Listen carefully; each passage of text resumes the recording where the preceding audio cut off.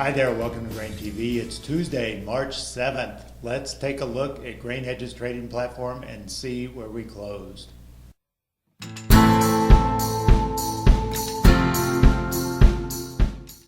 Grain spent most of the day in negative territory, starting with the opening bell at 8:30 this morning. Beans was certainly the leader to the downside, trading as much as 15 lower at one point, managing to close with a little bit of a pop at the end, closing only 12 cents down on the day. Corn closed 2.5 lower. Late session buying was very light in some sense, and wheat as well got a little bit of a recovery, trading as much as 6 down before closing 2 down by the end of trade today.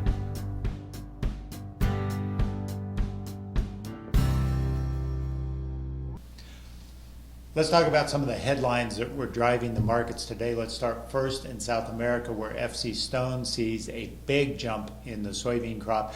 They pegged Brazil's soy crop at 109 million metric tons. That's up from their previous forecast of 104.2 and above USDA's last forecast of 104. Keep in mind, USDA will release revised supply and demand figures on Thursday. In corn, they look for the safrinha corn crop in Brazil to be slightly lower than what their previous guess is. They peg it at 61.3 versus 61.6 previously, but the first season crop they estimate at a whopping 32 million metric tons versus 29.3 previously. So that certainly set the stage for today's sell-off in soybeans and gave corn some more weakness as well. Other news out today, exporters reported the sale of 120,000 metric tons of corn. There continue to be no real flash sales announcements in the foreseeable future for soybeans, as soybeans continues to sort of see no real impetus on the demand side.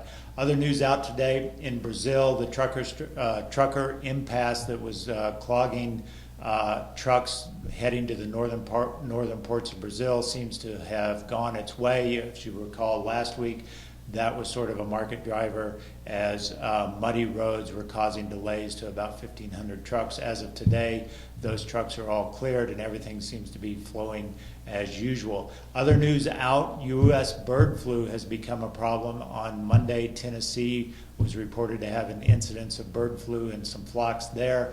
That has caused some ramifications for poultry trade. Specifically, South Korea and Japan have said they're going to restrict imports of U.S. poultry and egg products.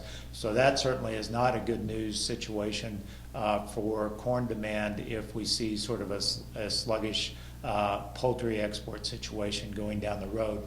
In looking at the weather maps and the weather forecasts, in South America, everything seems to be shaping up very favorably. Argentina and Brazil are going to see just enough rain to sort of enhance their production potential. Second season safrinha crop is about 78% planted as of the last report versus 58% last week.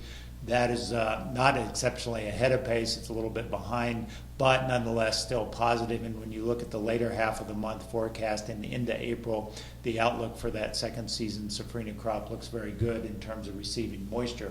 On the other side of the equation, where it is dry in the southern plains, there is no real outlook for rain potential through the end of March, and that is certainly problematic because the crop has seen a lot of warm weather, which is likely going to bring it out of dormancy, and with the already dry conditions and no real chance of sizable precipitation through the end of the month, that potentially could cause some stress to the wheat crop. Let's take a look at the action in May beans. We had a big sell-off today, closing down around 10 cents off of yesterday's trade. So, as we look at the chart here on May beans, what we're seeing is sort of a breakdown. We've obviously come off of the highs, set a few weeks ago, and we're pushing down to the 1017 mark here. Look at that 1017 as sort of a critical juncture right now. The funds have been sort of liquidating, but they haven't en masse cut their short or cut their long position.